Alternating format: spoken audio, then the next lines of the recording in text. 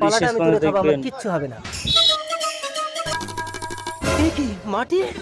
আমাকে ক্ষমা করে দাও সন্ন্যাসী, তুমি এই অভিশাপ তুলে নাও। ঠিক আছে, যদি কোনো পতিব্রতা সতী স্ত্রী তোকে বুকের দুধ খাওয়ায় তাহলেই তুই অভিশাপ মুক্ত হবি।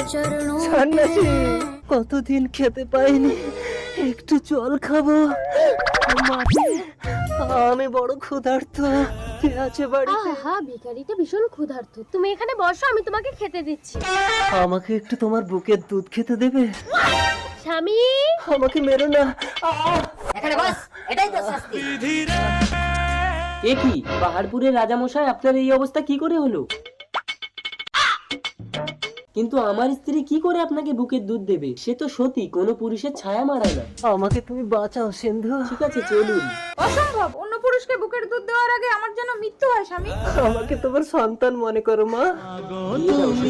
এই না ফটোর জন্য কমেন্ট করুন।